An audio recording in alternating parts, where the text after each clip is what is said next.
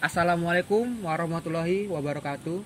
Kami dari mahasiswa Universitas Muhammadiyah Kota Bumi, Fakultas Hukum dan Ilmu Sosial Prodi Hukum, akan membahas tentang masalah kriminologi. Sebelum kita bahas lebih lanjut, saya akan memperkenalkan diri saya dan rekan-rekan saya. Dimulai dari saya. Nama saya Muhammad Aziz Saputra dan di sebelah saya ada Rio Apriansah. Dan saya Ica Mulyani. Saya Ayu Mustika Sari. Saya Gio Alfani. Saya Malpariji. Saya Agus Mansyah. Nah, sebelum kita membahas lebih lanjut, kita akan mengulas kembali sedikit tentang apa itu kriminologi. Kriminologi itu secara etimologis berasal dari bahasa Yunani, di mana terdapat dua suku kata. Yang pertama adalah crime dan logos. Crime ini artinya adalah kejahatan, sedangkan logos adalah ilmu. Jadi kriminologi ini adalah ilmu yang mempelajari tentang kejahatan dan sebab-sebabnya. Di mana mungkin Pak Agus tahu apa sih arti dan definisi dari kriminologi tersebut?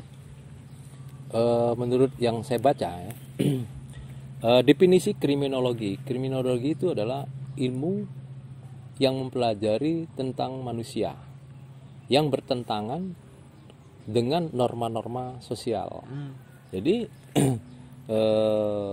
kriminologi atau ilmu kejahatan itu sendiri bertentangan sebagai disiplin ilmu sosial dan non normatif disiplin yang mempelajari kejahatan dari segi sosial, terus sehingga kriminologi juga disebut sebagai sosiologi penjahat. Mungkin ada tambahan dari teman-teman apa definisi kriminologi itu sendiri? Dari yang saya baca juga Pak, ada di situs ada seorang pakar hukum yaitu Topo Santoso mengumumkan bahwa objek studi kriminologi meliputi yang pertama, perbuatan yang disebut kejahatan, yang kedua, pelaku kejahatan, dan ketiga, reaksi masyarakat yang ditujukan baik terhadap perbuatan dan perilaku tersebut. Ketiga ini tidak dapat dipisahkan karena suatu perbuatan baru dapat dikatakan sebagai kejahatan bila ia mendapat reaksi dari masyarakat itu sendiri. Oh gitu ya. Iya. Di sini nanti saya akan bertanya ya. Di sini ada sedikit ya pertanyaan dari saya tentang ruang lingkup. Kita membahas masalah ruang lingkup kriminologi ya. Ruang lingkup kriminologi itu sendiri adalah mempelajari kejahatan sebagai fenomena sosial ya, sebagai pelaku kejahatan tidak terlepas dari interaksi sosial yang jelasnya sudah pasti ya, yang artinya kejahatan itu menarik perhatian karena pengaruh dari perbuatan tersebut yang dirasakan dari hubungan antar manusia. Nah sekarang ini pertanyaan saya itu ada, berarti kalau ada hubungan antar manusia berarti ada pelaku yang disebut dengan perbuatan. Pelaku berarti berbuat, Yang melakukan. Nah, sekarang yang disebut dengan yang dimaksud dengan perbuatan yang kejahatan itu yang bagaimana sih? Perbuatan kejahatan.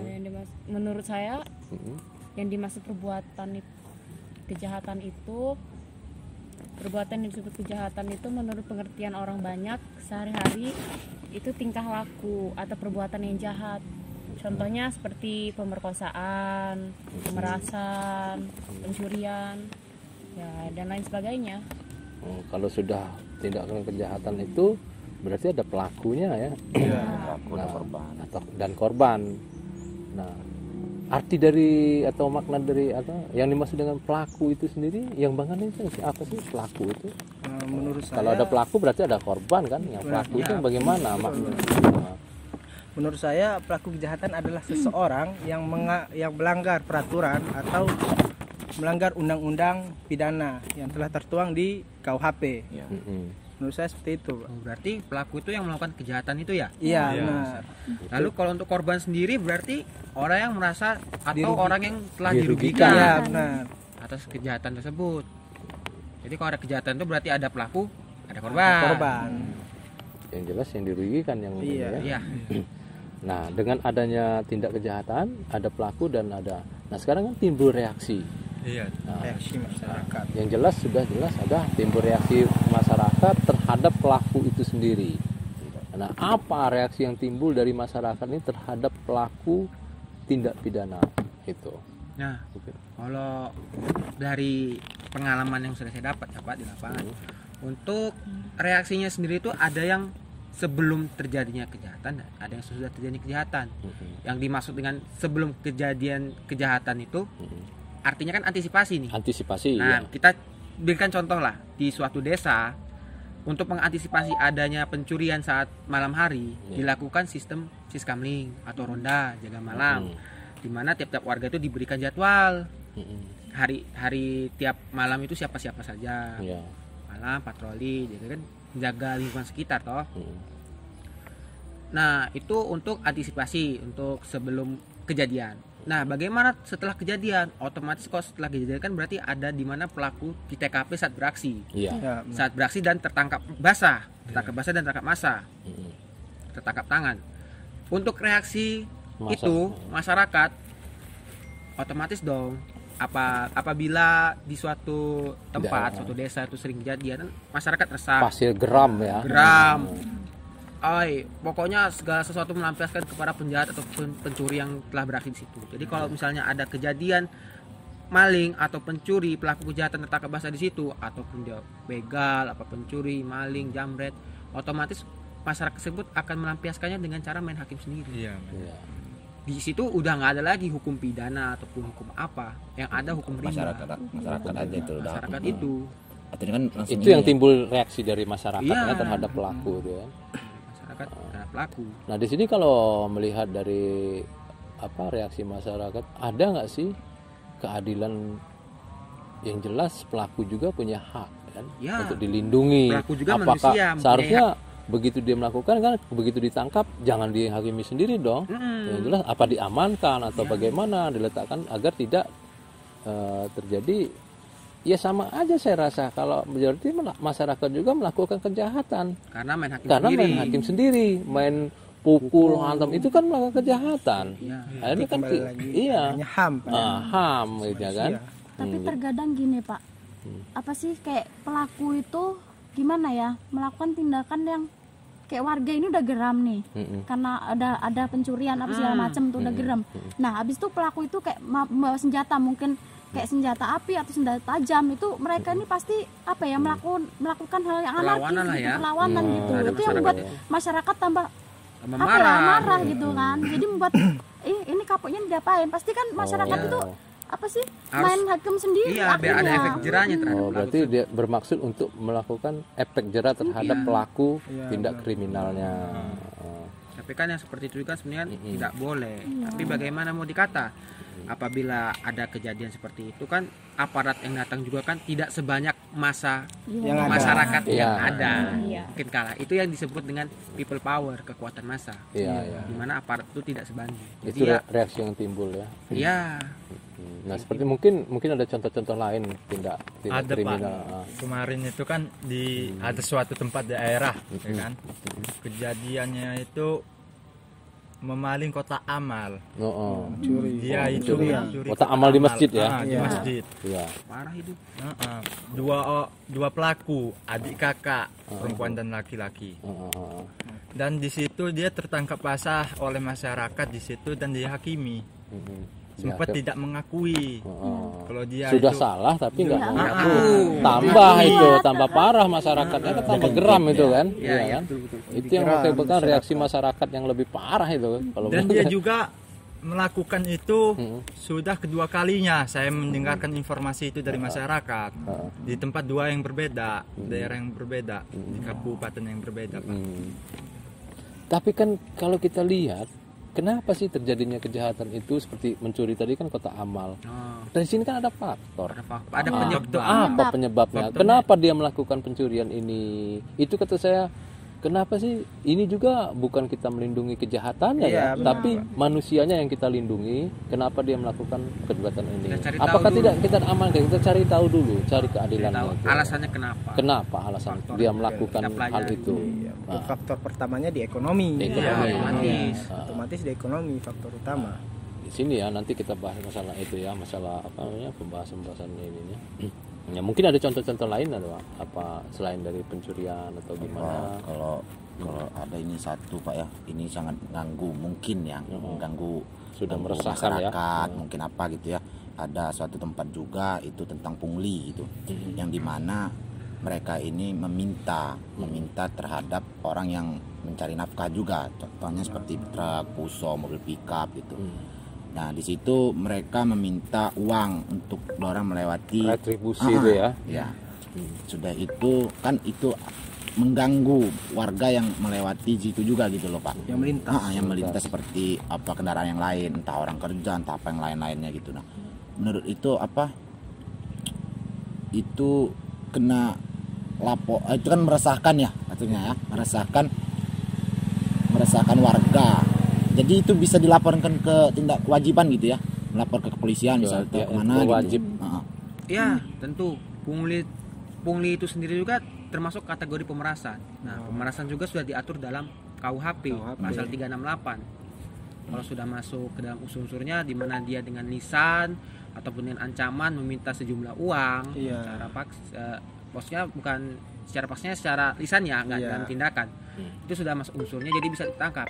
Tapi dalam tanda kutip harus ada yang buat laporan Iya. agar bisa diproses. Kalau nggak ada yang buat laporan ya bagaimana polisi mau tahu atau aparat yang mau tahu di mana titik-titiknya, siapa korbannya, siapa yang dirugikan. Kadang juga kan pelaku-pelakunya sih maafnya ngomong ya dari warga-warga situ sendiri. Iyalah pasti gitu. Nah, Otomatis kan warga-warga kalau Dan misalnya juga korban juga takut untuk ya melapor. biasanya juga Biasanya truk-truk itu juga tiap hari memang lewat situ Lewat terus. situ. Jadi nafkah namanya kan. Iya. Jadi pulang lagi ke masyarakat Iya, sekitar gitu ya. masyarakat sekitar. Kepedulian masyarakat sekitar terhadap kejahatan yang ada. Iya, mendukung atau tidak? Iya, gitu mendukung atau kan, gitu tidak. kan. Tapi kalau misalnya memang pelaksanaannya dia tertangkap tangan, bisa diproses. Iya. Apabila mau diusut harus ada laporan biar bisa diproses. Biar jelas kan siapa pelakunya. Harus dibuat laporan. Kalau nggak dibuat laporan ya tertangkap, harus tangkap tangan Iya, memang. tangkap tangan. Seperti itu. Dari dua contoh ini aja ya. Kira-kira apa solusi yang bisa kita pancarkan untuk permasalahan ini agar tidak terjadi lagi untuk mengurangi Menekan angka kejahatan menekan yang ada. angka-angka kejahatan kita ini. Bagaimana solusinya? Kira-kira mungkin ada yang bisa menjelaskan solusinya. Apa yang harus kita lakukan? Iya, benar. Nah, itu. Untuk solusi apa ya, untuk mengurangi tindak kejahatan itu yang pertama bisa dari ini ya Pak, apa warga terhadap lingkungan. Iya. Terus yang kedua bisa masyarakat kayak tadi itu kan kayak maling apa segala macam kan bisa melakukan siskamling atau ronda gitu kan untuk malam hari. Terus yang ketiga itu yang paling utama itu apa ya, faktor lapangan pekerjaan. Iya. Seseorang akan melakukan tindak kejahatan apabila dia tidak memiliki pekerjaan. Iya, merasa terjepit Merasa ya, tidak terjepit punya ya. penghasilan. Tidak ada Penghasilan. penghasilan. Mata pencaharian tidak ada. Sementara kebutuhan Ada terus. Ekonomi terus. terus berjalan, menuntut ya, menuntut untuk Tuntutan ekonomi. untuk ekonomi. Jadi salah satunya itu ya, mungkin ada lagi, mungkin dari ini terkait juga menyangkut dengan aparat desa atau seperti RT itu kan mengadakan penyuluhan-penyuluhan kadar hukum ya, kadar hukum itu. Kesadaran Kalau dulu sih pernah ada sih sudah daerah atau desa melakukan ya aparat-aparat inilah datang melakukan Bukan masyarakat yang ada ya, dikasih sosialisasi, penyuluhan tentang hukumnya seperti apa, seperti apa, agar masyarakat itu tahu bahwa melakukan kejahatan itu tidak bagus, tidak benar. ada akibatnya, Ada yaitu akibat. hukuman entah itu kurungan ataupun denda kan. Jadi kalau misalnya masyarakat sudah tahu, jadi mereka kan mikir-mikir untuk melakukan kejahatan dengan ancaman hukuman. Ya di sini kita bukan masyarakat di situ. menghapus ya, Iya. tapi mengurangi, setidaknya kita mengurangi tindak kejahatan itu sendiri. Iya. Ya, oke, saya rasa itu cukup dulu. Mungkin ada apa ya harapan bagi teman-teman ini, apa harapan kita nih untuk kedepannya dengan adanya ini, ekonomi yang sih, pastinya lapangan- apa lapangan kira-kira kerja gitu, Pak. harapan-harapan ini. Ya kalau menurut saya pribadi, harapan saya tergantung kembali lagi dari pemerintah, apakah memperhatikan warganya tentang bagaimana ekonomi, Kesejahteraan ya, kesejahteraan kesejahteraan warganya juga. dengan membukakan lapangan pekerjaan dan juga harga-harga sembako itu kok bisa dikurangi. Itu salah satunya ya untuk menekan Ya, kejahatan. dan juga dari aparat pihak berwenangnya juga, dari bapak-bapak polisinya juga tetap melaksanakan patroli untuk mencegah. Sigap ya. Juga tetap mengungkap kasus-kasus yang ada. Jadi pelaku-pelaku yang ada itu ditahan. Ya. Itu untuk mengurangi lagi.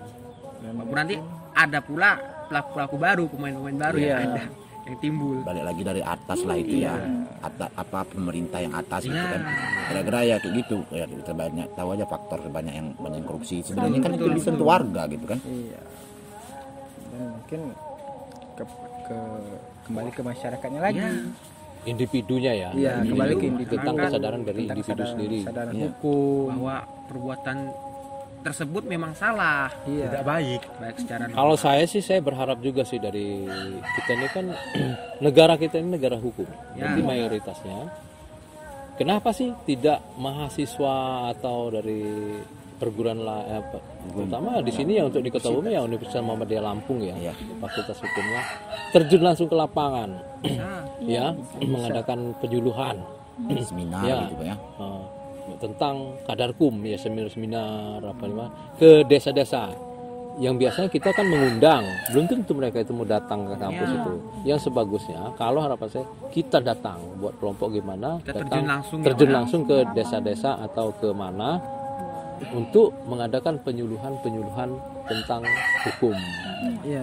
Jadi agar kita berbagi ilmu bahwa kita tahu bahwa melakukan melakukan kejahatan, tindak kejahatan itu salah. Apakah masyarakat yang di dalam itu tahu? Tidak. Iya kan? Karena apa? Pengetahuan mereka itu Sangat minim. Iya. itu harapan. Ya mudah-mudahan kedepannya itu ada. Mungkin nanti ada Atau program. nanti bagaimana program-programnya itu. Benar Pak. Karena Ada lagi mungkin dari kawan-kawan harapannya itu mungkin cukup. itu Ya, saja. saya rasa cukup dulu dari pembahasan masalah ini. Baiklah, demikian pembahasan kita tentang kriminologi dari yang sudah kita bahas dan kita sampaikan dan kita jelaskan. Semoga apa yang kita jelaskan dan kita bagi ini kepada para penonton bisa bermanfaat bagi dunia luas. Amin. Untuk lebih kurangnya saya mohon maaf, kepada Allah saya mohon ampun. Saya mewakili teman-teman saya yang ada di sini mengucapkan wabillahi taufiq wal hidayah. Wassalamualaikum warahmatullahi wabarakatuh. Waalaikumsalam.